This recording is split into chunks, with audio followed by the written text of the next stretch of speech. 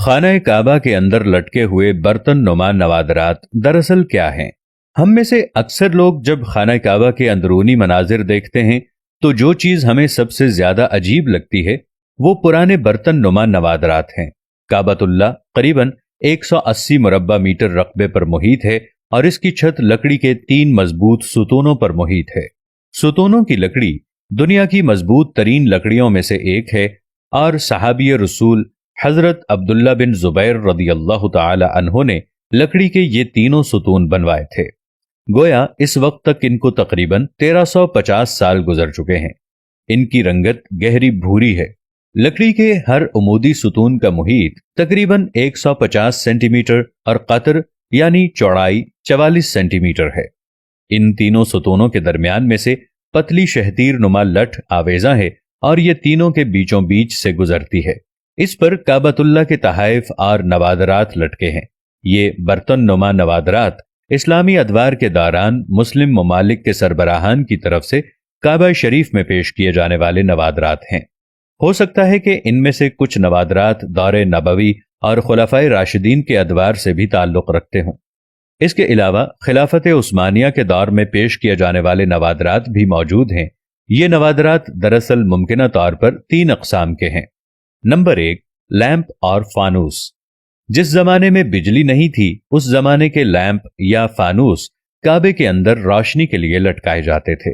ان میں سونے اور چاندی کے بنے ہوئے قدیم طرز کے فانوس نما لالٹینیں اور لیمپس وغیرہ شامل ہیں۔ نمبر 2، بخور دان۔ ان میں عود، لوبان اور بخورات سلگانے والے برتن یا بخور دان بھی شامل ہیں جن میں یہ خوشبودار بخورات سلگائے جاتے تھے۔ یہ ایک قدیم روایت ہے۔ کعبۃ اللہ کو آج بھی عود و عنبر اور دیگر قیمتی بخورات کی دھونی دی جاتی ہے اور غلاف کعبہ کو عود و عنبر اور دیگر قیمتی عطریات کے آمیزے سے معطر کیا جاتا ہے۔ نمبر 3، ممکنہ طور پر ان میں غسل کعبہ کے دوران ہونے والے عرق گلاب و عطریات کے برتن بھی شامل ہو سکتے ہیں۔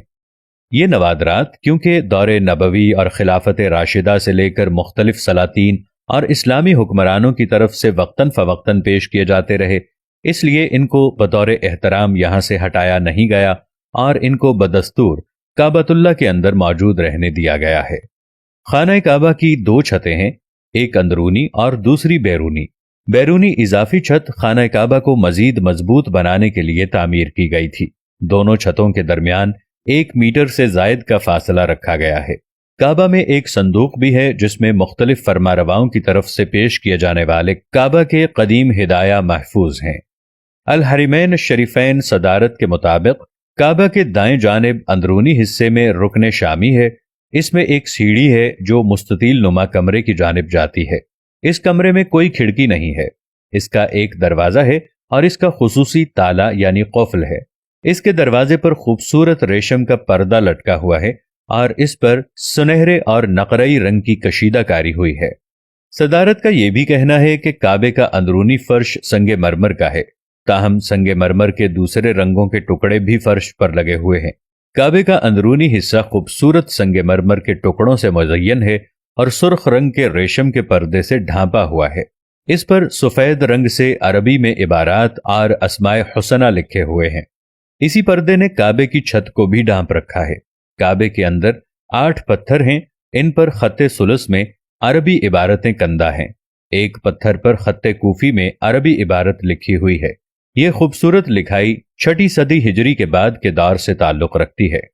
دیوار شرقی پر کعبے کے دروازے اور باب التوبہ کے درمیان سابق سعودی فرمانروا شاہ فہد بن عبدالعزیز اور آل سعود کی ایک دستاویز ہے جو سنگ مرمر پر کندہ کی گئی ہے۔ اس میں کعبہ کی تزئین نو کی تاریخ درج ہے۔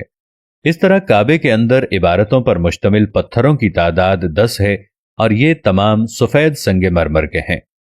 اللہ کریم ہم سب کو اپنے گھر کی زیارت نصیب فرمائے، آمین یا رب العالمین۔